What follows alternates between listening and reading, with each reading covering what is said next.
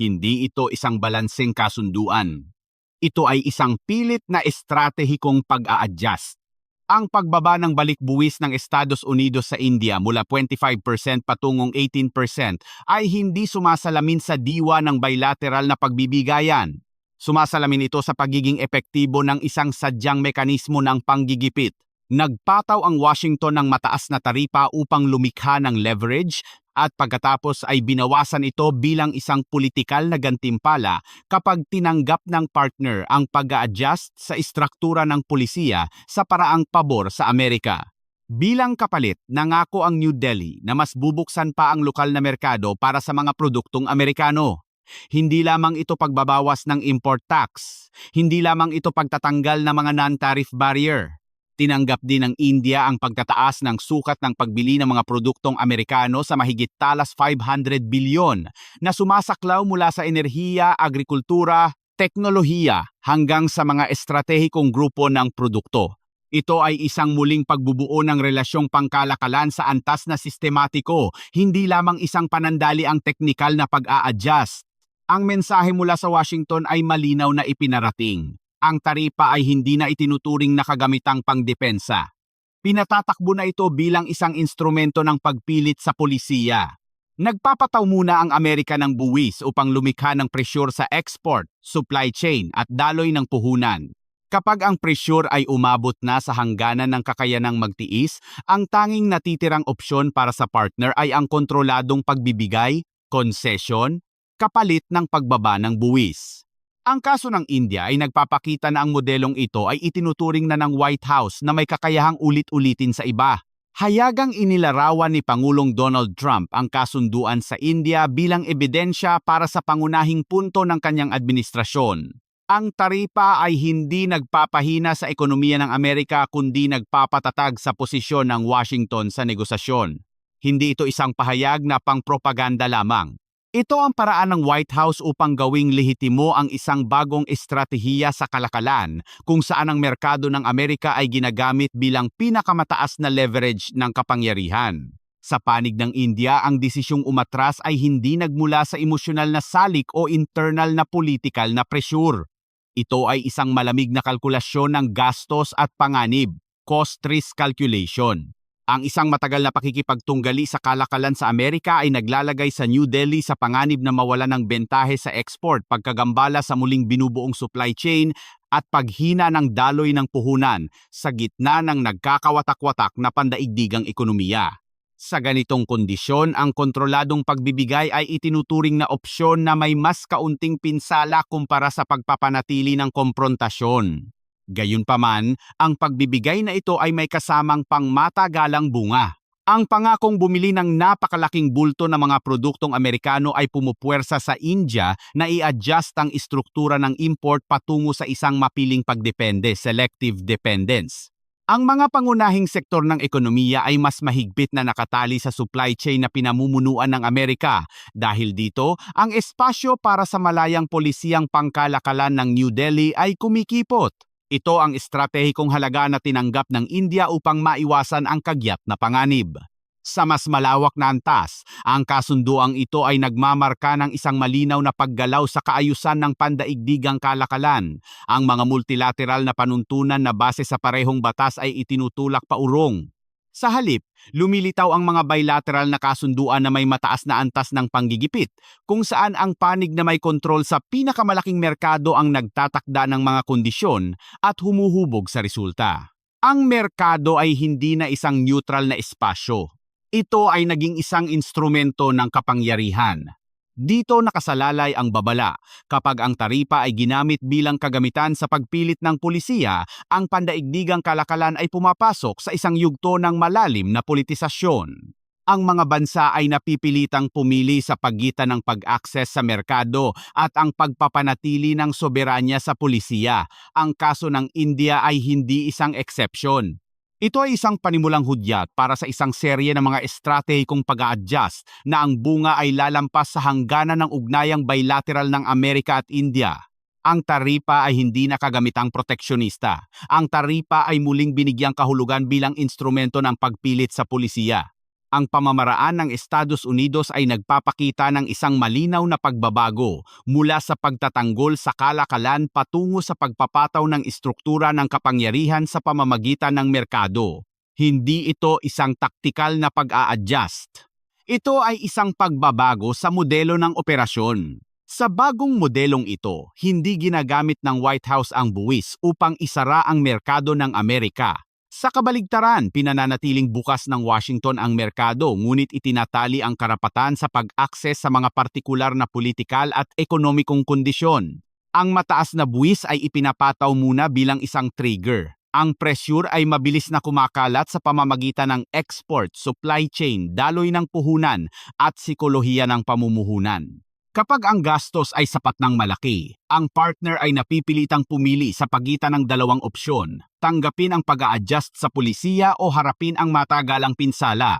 Ang kaso ng India ay nagpapakita kung gaano kaepektibo ang mekanismong ito. Hindi humingi ang Washington ng paisa-isang pagbibigay.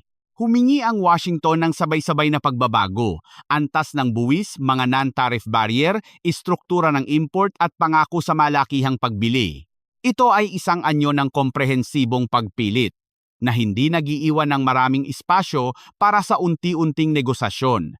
Ang pangunahing punto ay narito, kontrolado ng Amerika ang pinakamalaking merkado ng consumer sa mundo. Ang karapatang makapasok sa merkadong iyon ay nagiging estratehikong leverage. Kapag ang taripa ay ginamit bilang instrumento ng panggigipit, ang lahat ng partner sa kalakalan ay nailalagay sa posisyong depensiba. Ang negosasyon ay hindi na nagaganap sa pundasyon ng balansing interes. Ang negosasyon ay nagaganap sa ilalim ng asimetrikong pressure ng kapangyarihan sa merkado. Kaiba sa mga nakaraang administrasyon, ang kasalukuyang White House ay hindi itinuturing ang taripa bilang pansamantalang hakbang. Ang buwis ay naging bahagi ng arkitektura ng pangmatagalang estratehikong kompetisyon. Ang bawat antas ng buwis ay hindi lamang may ekonomikong kahulugan, mayroon itong politikal na kahulugan. Nagpapadala ito ng hudyat tungkol sa pagkakasunod-sunod ng prioridad ng Washington at ang hangganan ng pagtanggap ng mga partner. Ang hayagang pagbibigay diin ni Donald Trump sa pagiging epektibo ng taripa ay nagpapakita na ito ay na-institutionalize na sa pag-iisip sa pulisiya. Ang buwis ay hindi na ang huling hakbang kapag nabigo ang negosasyon. Ang buwis ay ang unang hakbang upang hubugin ang hapag ng negosasyon. Ito ay isang pagbaliktad sa tradisyonal na lohika ng pandaigdigang kalakalan. Ang direktang bunga nito ay ang pagguho ng mga multilateral na mekanismo. Ang mga balangkas na nakabase sa parehong panuntunan ay unti-unting nawawalan ng papel sa koordinasyon. Sa halip ay ang mga bilateral na kasunduan na may mataas na pressure kung saan ang bawat bansa ay kailangang mag-isang humarap sa gipit mula sa Washington. Ang kolektibong proteksyon ay humihina. Ang kakayahan para sa koordinadong pagtugon ay bumababa. Ang bawat bansa ay napipilitang magkalkula ng sariling cost-benefit ng mag-isa. Sa ganitong konteksto, ang taripa ay naging kagamitan sa pag-uuri ng mga partner. Ang mga bansang handang mag-adjust ng pulisiya ayon sa hiling ng Amerika ay nakakatanggap ng bawas sa buwis at akses sa merkado. Ang mga bansang tumatangging magbigay ay kailangang tumanggap ng mataas na buwis sa mahabang panahon. Dahil dito, ang kalakalan ay nahahati ayon sa politikal na aksis, hindi na purong ayon sa ekonomikong kahusayan. Ang estratehikong babala ay nasa antas na sistematiko. Kapag ang taripa ay ginamit upang pilitin ang pulisiya, ang tiwala sa katatagan ng pandaigdigang kalakalan ay bumababa. Ang mga negosyo ay hindi na umaasa sa mga pangmatagalang panuntunan. Ang mga negosyo ay napipilitang umasa sa ebalwasyon ng politikal na panganib. Ang daloy ng pamumuhunan ay gumagalaw patungo sa pag-iwas sa kawalan ng katiyakan na nagpapalala sa pagkakawatak-watak ng pandaigdigang ekonomiya. Higit na mahalaga, naitatag na ang presidente. Sa sandaling napatunayan ng taripa ang pagiging epektibo nito bilang leverage ng kapangyarihan, ang posibilidad na bumalik sa isang neutral na modelo ng kalakalan ay nagiging limitado. Ang kaso ng India ay hindi isang exception. Ito ay ebidensya na ang kalakalan ay pumasok na sa isang bagong yugto. Ang yugto kung saan ang taripa ay tumatakbo bilang instrumento ng sistematikong pagpilit na may bungang kumakalat ng lampas sa saklaw ng bilateral na relasyon. Hindi ito isang pag-aalinlangan. Ito ay isang estratehikong desisyon sa ilalim ng struktural na pressure. Ang pagtanggap ng India sa mga pagbibigay sa kalakalan ay hindi sumasalamin sa internal na kahinaan, kundi sumasalamin sa hangganan ng pagtitiis ng isang ekonomiyang naiipit sa pagkakawatak-watak ng mundo at kompetisyon sa kapangyarihan. Kapag ang pakikipagtunggali sa kalakalan sa Estados Unidos ay tumagal, ang naipong panganib ay lumalampas sa threshold na kayang tanggapin ng New Delhi. Ang kalkulasyon ng India ay nagsisimula sa export. Ang merkado ng Amerika ay may pangunahing papel para sa maraming pangunahing industriya. Ang matagal na mataas na buwis ay hindi lamang nagpapababa ng bentahe sa presyo. Lumilikha ito ng kawalan ng katiyakan sa mga order, pumupuwersa sa mga negosyo na i-adjust ang mga plano sa produksyon at nagpapahina sa posisyon sa pandaigdigang supply chain. Sa konteksto ng mga chain na ito ay muling inaayos ayon sa political na aksis, ang pagkakaalis sa merkado ng Amerika ay nangangahulugan ng pagkawala ng pangmatagalang pagkakataon. Ang susunod na salik ay ang pamumuhunan. Ang pandaigdigang daloy ng puhunan ay sensitibo sa panganib sa polisiya. Ang isang direktang pakikipagtunggali sa Washington ay nagpapataas ng gastos sa kapital, nagpapatagal sa paggawa ng desisyon, at nagpapababa sa tiwala ng mga estratehikong mamumuhunan. Para sa India, isang bansang naghahanap ng paraan upang makaakit ng alternatibong produksyon sa proseso ng muling pagbubuo ng pandaigdigang supply chain, ito ay isang panganib na hindi maaaring baliwalain. Ang supply chain ay ang ikatlong variable. Ang India ay hindi tumatakbo sa estadong self-sufficient. Maraming industriya ang umaasa sa mga piyesa, teknolohiya at merkado ng output na nakatali sa ecosystem na pinamumunuan ng Amerika at mga partner nito.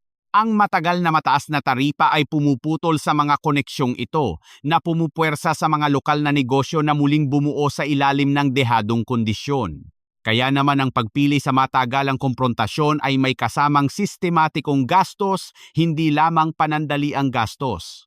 Sa ganitong konteksto, naharap ang New Delhi sa problema ng pagpili. Una ay ang pagpapanatili ng matigas na paninindigan, pagtanggap sa matagalang pinsala at pagpusta sa posibilidad na mag-adjust ang Amerika. Pangalawa ay ang kontroladong pagbibigay upang patatagin ang ekonomikong kapaligiran at panatilihin ang estratehikong espasyo para sa ibang mga prioridad. Pinili ng India ang pangalawang opsyon, hindi ito pagsuko. Ito ay pag-optimize ng panganib sa ilalim ng asimetrikong kapangyarihan. Ang konsepto ng India Blinks ay sumasalamin sa tunay na kalikasan ng sandaling ito, hindi dahil sa kakulangan ng determinasyon, kundi dahil malinaw na kinilala ng New Delhi ang balanse ng gastos. Ang pag-atras ay nagpahintulot sa India na mapanatili ang katatagan ng relasyon sa pinakamalaking merkado sa mundo sa maikli at katamtamang panahon, habang iniwasang mahila sa paikot-ikot na parusa at paghihiganti na walang malinaw na hangganan. Gayunpaman, ang pag-atras ay hindi nangangahulugan ng pag-abandona sa pangmatagalang estratehiya. Pinananatili pa rin ng India ang layuning pag-iba-ibahin ang mga partner diversification, palakasin ang kapasidad ng lokal na produksyon, at palawakin ang papel sa mga ekonomikong istruktura sa rehiyon. Ang kasalukuyang pagbibigay ay idinisenyo bilang pansamantalang hakbang upang mabawasan ang pressure, hindi isang fundamental na pagbabago sa direksyon. Ang problema ay ang espasyo para sa pag-a-adjust sa hinaharap ay committed na. Ang babala ay nasa naiipong bunga. Kapag ang isang malaking ekonomiya tulad ng India ay napilitang magbigay sa ilalim ng presyur ng taripa, ang presidente ay napatitibay. Napagtatanto ng ibang mga bansa na ang direktang pakikipagtunggali sa Washington sa larangan ng kalakalan ay may mataas na gastos at kaunting puwang para manalo. Pinahihina nito ang kakayahang bumuo ng kolektibong tugon at itinutulak ang bawat bansa sa posisyong kailangang mag-isang dumiskarte sa harap ng bilateral na pressure. Sa antas na sistematiko, ang desisyon ng India ay nagpapakita ng bagong hangganan ng ekonomikong soberanya. Ang karapatang pumili ng polisiya ay hindi naganap kapag ang pag-akses sa merkado ay mahigpit na itinali sa politikal na kondisyon. Ang pagkurap ng New Delhi ay hindi isang sandali ng kahinaan. Ito ay isang hudyat ng babala tungkol sa kapaligiran ng kalakalan kung saan ang kapangyarihan sa merkado ang humuhubog sa gawin ng bansa. Ang numerong mahigit talan sa bangdad bilyon ay hindi kumakatawan sa karaniwang paglago ng kalakalan. Kumakatawan ito sa muling pagbubuo ng relasyon ng kapangyarihan. Ang pangakong bumili ng mga produktong Amerikano sa ganitong sukat ay hindi lamang nagpapalawak ng bilateral na turnover. Ikinandado nito ang mga opsyon sa pulisiya ng India sa marami pang susunod na siklo ng ekonomiya. Ang listahan ng mga produkto ay isang mahalagang indikasyon. Ang enerhiya, teknolohiya, agrikultura, karbon at iba pang mga estratehikong grupo ng produkto ay kasama lahat sa package ng pangako. Hindi ito mga random na pagpili. Ito ang mga sektor kung saan nais ng Amerika na patibayin ang papel nito bilang sentrong supplier habang kinokontrol ang mga pangunahing node ng value chain. Kapag dinagdagan ng India ang import sa mga segment na ito, naitatag ang isang istruktura ng mapiling pagdepende. Para sa Estados Unidos, ang kasunduan ay nagdadala ng multi-layered na benepisyo. Una sa lahat ay ang direktang ekonomikong benepisyo. Pagpapalawak ng outlet para sa mga prioridad na industriya, pagpapatatag ng produksyon, at pagpapatibay sa posisyon ng mga negosyong Amerikano sa pandaigdigang kompetisyon. Mas mahalaga ang estratehikong benepisyo. Ang Amerika ay naging isang supplier partner na mahirap palitan para sa isang malaking ekonomiyang mabilis na lumalago. Ang kapangyarihan ay hindi nasa bawat kontrata. Ang kapangyarihan ay nasa kakayahang hindi direktang hubugin ang istruktura ng import ng partner. Para sa India, mas komplikado ang bunga. Sa maikling panahon, ang pangako sa pagbili ay tumutulong upang mabawasan ang presyur ng taripa, patatagin ang pag-akses sa merkado ng Amerika at panatilihin ang tiwala ng mga mamumuhunan. Sa katamtaman at mahabang panahon, pumupuwersa ito sa New Delhi na ia-adjust ang mga prioridad sa import na nakakaapekto sa estratehiya ng autonomiya sa ilang sensitibong larangan. Ang espasyo sa pagpili ng mga supplier ay kumikipot dahil sa mga obligasyong pampulitika na napasunduan na. Ang pagkakagapos ay nasa sistematikong kalikasan ng numero. Kapag ang sukat ng pangako ay umabot sa daan-daang bilyong dolyar, ang pagbaliktad o pag-a-adjust ay nagiging mahirap sa aspetong politikal at ekonomiko. Anumang pagbabago ay nagdadala ng panganib ng reaksyon mula sa Washington. Dahil dito, ang kalakalan ay nagbabago mula sa isang flexible na pagpapalitan patungo sa isang relasyong may kondisyon kung saan ang bawat desisyon sa pulisiya ay kailangang isaalang-alang ang reaksyon ng namumunong partner. Ang isa pang bunga ay ang epekto sa mga third-party partner. Kapag binigyang prioridad ng India ang pagbili ng mga produktong Amerikano sa malaking sukat, ang espasyo para sa ibang mga supplier ay kumikipot. Nagdudulot ito ng pagkiling sa balanse ng kompetisyon na lumilikha ng spillover effect sa mga regional na supply chain. Ang bilateral na kalakalan ay hindi na lamang usapin sa pagitan ng dalawang bansa. Muli nitong ipinamamahagi ang mga pagkakataon at panganib sa malawak na saklaw. Sa antas ng pampublikong pulisiya, ang pangako sa malakihang pagbili ay nagtatanong tungkol sa karapatan sa regulasyong otonomiya. Kapag ang pag-import ng enerhiya, teknolohiya at mga estratehikong produkto ay itinali sa politikal na obligasyon, ang kakayahang mag-adjust ayon sa pagbabago sa merkado ay nagiging limitado. Ang Estado ay kailangang magbalanse sa pagitan ng pagpapatatag ng ugnayang panlabas at ang pag-optimize ng internal na ekonomikong interes.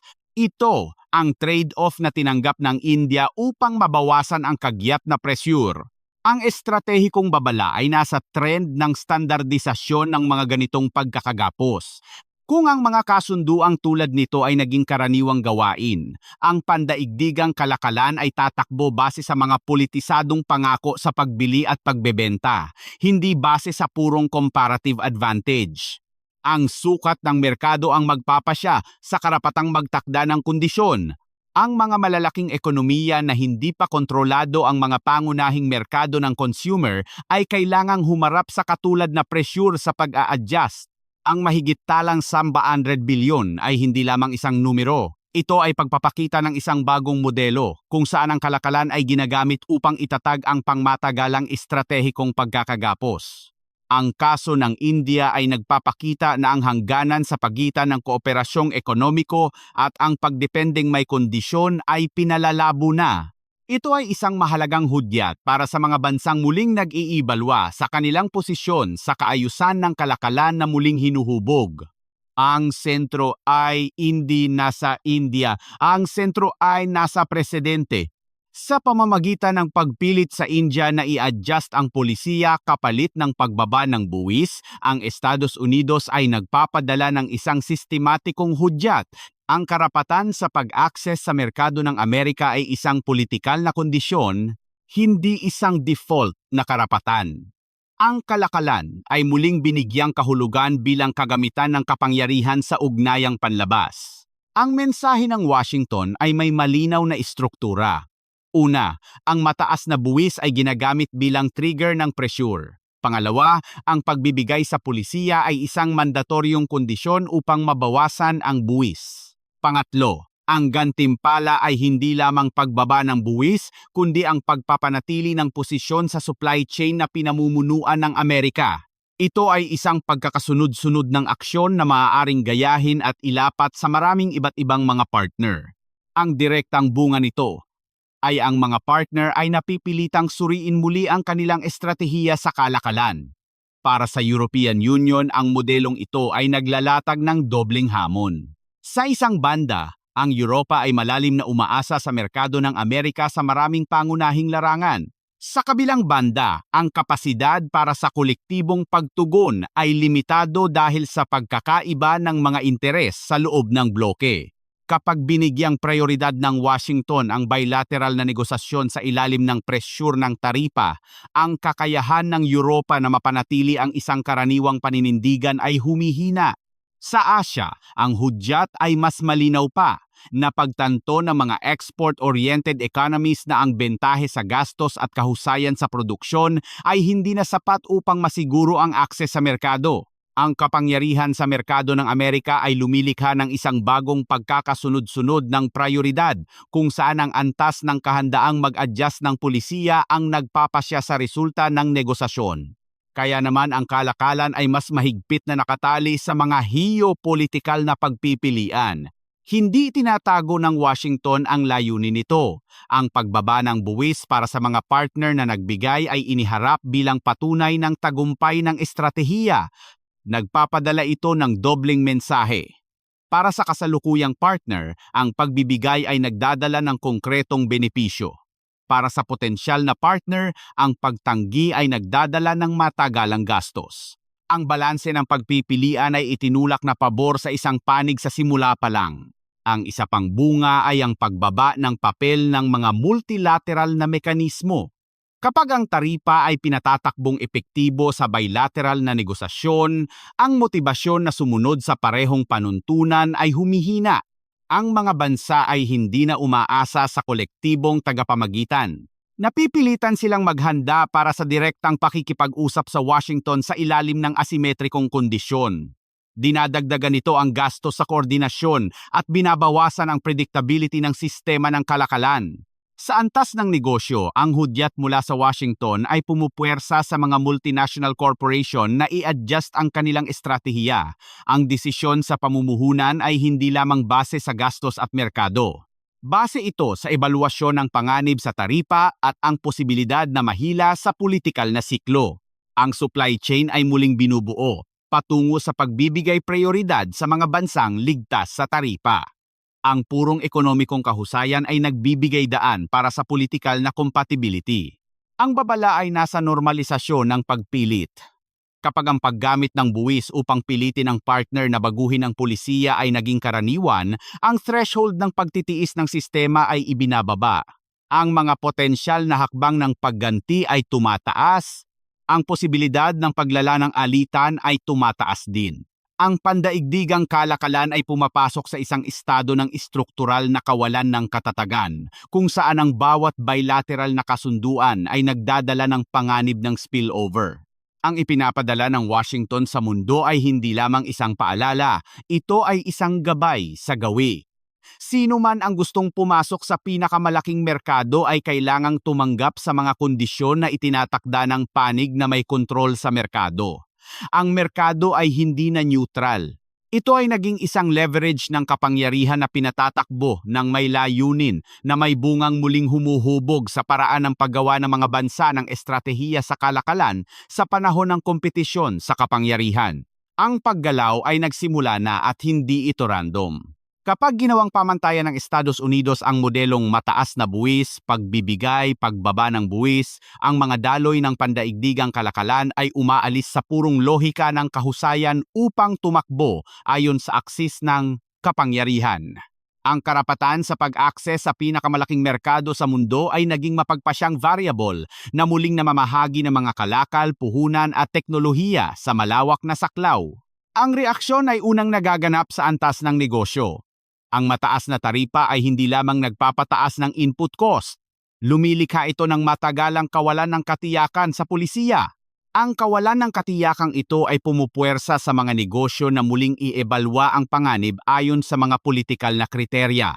Ang posibilidad na patawan ng buwis, ang posibilidad na mabawasan ang buwis, ang posibilidad na mapanatili ang akses sa merkado.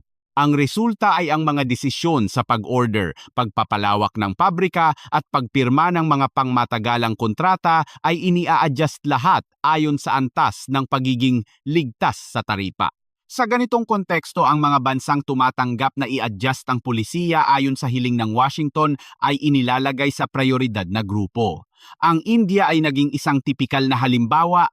Pagkatapos ng pagbibigay, ang New Delhi ay hinilang mas malalim sa ecosystem ng kalakalan na pinamumunuan ng Amerika. Hindi lamang ito sumasalamin sa bilateral na interes.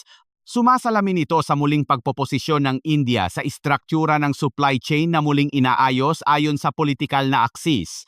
Sa kabaligtaran, ang mga ekonomiyang nagpapanatili ng posisyong komprontasyon o tumatangging magbigay ay nahaharap sa panganib na maitulak palabas ng mga estratehikong daloy ng kalakalan. Ang mga order ay lumilipat sa mga ligtas na destinasyon. Ang pamumuhunan ay naantala o inililipat ng direksyon.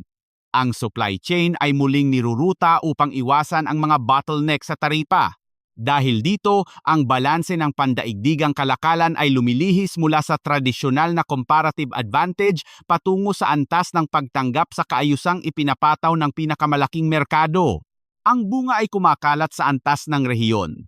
Ang mga sentro ng produksyon ay kailangang makipagkumpitensya hindi lamang sa gastos, produktibidad at infrastruktura, kundi pati na rin sa politikal na posisyon. Ang mga ekonomiya na hindi makasiguro sa katatagan ng polisiya sa relasyon sa Washington ay nahaharap sa panganib ng paghina ng kanilang papel.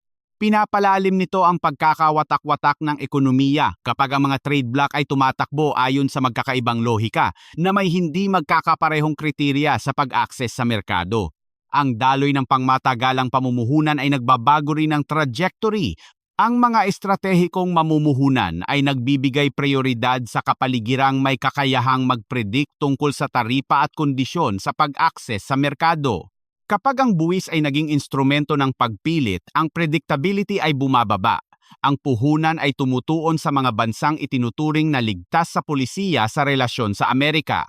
Lumilitaw ang isang accumulation effect. Ang partner na nagbigay na ay mas nakikinabang, ang distansya sa mga bansang nasa ilalim ng presyur ay patuloy na lumalawak. Sa antas na sistematiko, ang pandaigdigang kalakalan ay pumapasok sa yugto ng malalim na politisasyon.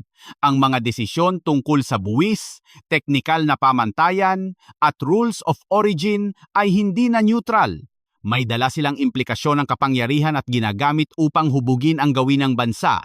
Ang kalakalan ay hindi na espasyo para sa pag-optimize ng karaniwang interes. Ito ay naging kagamitan para sa muling pamamahagi ng ekonomikong kapangyarihan sa pagitan ng mga sentro. Ang isa pang mahalagang bunga ay ang pagbaba ng pangkalahatang kahusayan. Kapag ang supply chain ay muling binubuo ayon sa politikal na kriteriya, ang gastos ay tumataas, ang flexibility ay bumababa. Ang mga negosyo ay tumatanggap ng mas mababang kahusayan kapalit ng katatagan sa pag-akses sa merkado. Ang mga consumer ang pumapasan sa hindi direktang gastos. Ang pandaigdigang sistema ng kalakalan ay tumatakbo na may mas mataas na antas ng panganib at mas manipis na safety margin.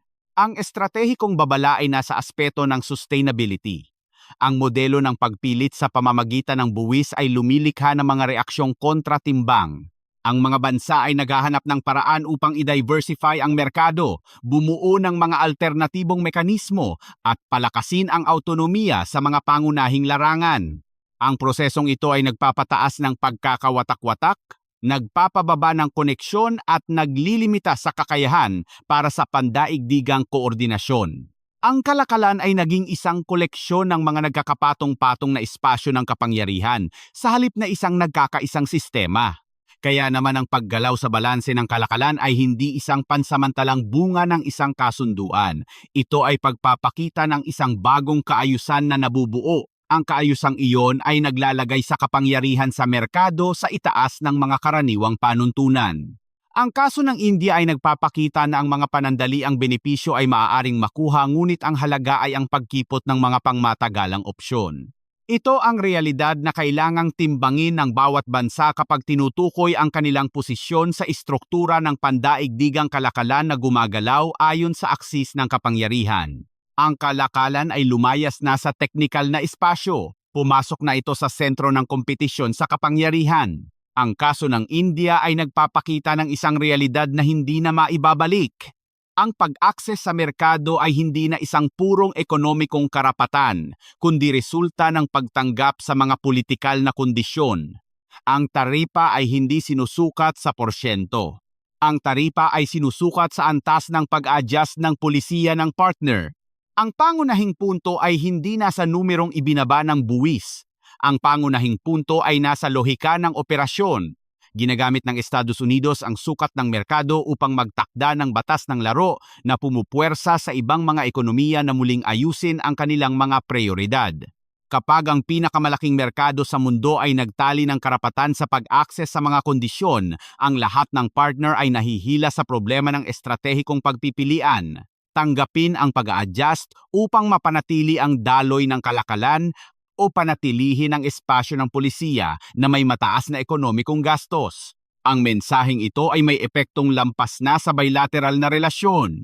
Muli nitong binibigyang kahulugan ang papel ng kalakalan sa ugnayang panlabas. Ang kalakalan ay hindi nakagamitang sumusuporta sa paglago. Ito ay naging paraan upang lumikha ng leverage, panggigipit at muling pagbubuo ng gawin ng bansa. Ang kapangyarihan ay hindi kailangang mag-deploy ng puwersa. Ang kapangyarihan ay ipinapatupad sa pamamagitan ng buwis, kota at kondisyon sa pag-akses sa merkado. Ang unang bunga ay ang pagbabago sa paraan ng pagpaplano ng mga bansa ng kanilang pulisiya. Ang mga desisyon sa kalakalan ay hindi maaaring ihiwalay sa ebaluasyon ng geopolitikal na panganib. Ang bawat pag-a-adjust sa buwis, bawat pangako sa pagbili, bawat teknikal na pagbibigay ay may daladalang estratehikong implikasyon. Ang neutral na espasyo ay kumikipot. Ang bawat pagpipilian ay may kasamang politikal na gastos. Ang pangalawang bunga ay ang pagguho ng mga multilateral na pamantayan. Kapag ang bilateral na kasunduan sa ilalim ng presyur ng taripa ay napatunayang epektibo, ang motibasyon na sumunod sa mga karaniwang panuntunan ay bumababa. Ang mga mekanismong nakabase sa konsensus ay napapalitan ng asimetrikong negosasyon. Ang bansang may kontrol sa pinakamalaking merkado ay may bentahe sa pagpapataw. Ang ibang mga bansa ay napipilitang tumugon sa pasibong paraan. Ang pangatlong bunga ay ang mas malalim na pagkakawatak-watak ng pandaigdigang sistemang ekonomiko. Ang supply chain ay muling binubuo ayon sa politikal na aksis. Ang pamumuhunan ay gumagalaw ayon sa kriteriya ng politikal na kaligtasan, hindi lamang ekonomikong kahusayan. Dahil dito, ang pandaigdigang kalakalan ay tumatakbo ng hindi gaanong mahusay, mas mataas ang gastos at mas malaki ang panganib. Hindi ito isang pansamantalang estado. Ito ay katangian ng yugto ng matagalang kompetisyon sa kapangyarihan. Sa ganitong konteksto, ang India Blinks ay hindi iisang sandali. Ito ay isang milestone. Ang isang malaking ekonomiya na may ambisyong maging otonomo ay napilitan pa ring mag-adjust sa ilalim ng presyur ng merkado. Nagpapadala ito ng malinaw na hudyat sa ibang mga bansa. Ang sukat ng ekonomiya ay hindi automatikong nagiging kapangyarihang pangkalakalan kung hindi kontrolado ang mga node ng merkado ng consumer. Dahil dito, ang responsibilidad ng pamunuan ng bansa ay lalong bumibigat. Hindi na maaaring ituring ang kalakalan bilang isang teknikal na larangan na ipinauubaya lamang sa mga negotiator. Ang kalakalan ay naging isang estratehikong larangan ng digmaan. Ang bawat desisyon ay nakakaapekto sa soberanya sa polisiya, istruktura ng ekonomiya at pangmatagalang posisyon. Ang kakulangan ng tamang pagkilala sa kalikasang ito ay nangangahulugan ng maling ebalwasyon ng panganib. Ang paggising ay hindi lamang kailangan sa antas ng gobyerno. Ang lipunan, negosyo at mga ekonomikong aktor ay kailangang mapagtanto na ang kapaligiran ng kalakalan ay nagbago na. Ang mga inaasahan tungkol sa isang neutral na kaayusan na nakabase sa karaniwang panuntunan ay hindi na angkop. Ang estratehiya sa negosyo, pamumuhunan at pagpapalawak ng merkado ay kailangang isama ang politikal na salik bilang isang sentrong variable. Ang huling babala ay nasa paikot-ikot na paglala-escalation cycle. Kapag ang kalakalan ay ginamit sa panggigipit, lilitaw ang mga reaksyong kontratimbang. Ang mga bansa ay naghahanap ng paraan upang mag-diversify, bumuo ng mga alternatibong bloke o palakasin ang sariling autonomiya. Ang prosesong ito ay nagpapababa sa koneksyon ng pandaigdigang sistema, nagpapataas ng gastos at panganib ng ekonomikong tunggalian. Walang panig ang ligtas. Gayunpaman, ang kasalukuyang realidad ay hindi nagpapahintulot na bumalik sa dating estado. Napatunayan ng Estados Unidos na kung sino ang may kontrol sa pinakamalaking merkado ay may kakayahang magtakda ng batas ng laro. Sa pagtanggap ng India sa mga pagbibigay, ang Washington ay nagdagdag ng isa pang marka sa proseso ng muling paghubog ng balanse ng pandaigdigang kalakalan. Ang huling mensahe ay may sistematikong kalikasan. Sa panahon ng estratehikong kompetisyon, ang kalakalan ay kapangyarihan. Ang taripa ay kagamitan. Ang pag-akses sa merkado ay kondisyon. Hindi maaaring iwasan ng mga bansa ang realidad na ito. Maaari lamang silang pumili ng paraan ng pag-angkop na may malinaw na pagkilala sa gastos, panganib at pangmatagalang bunga ng bawat desisyon.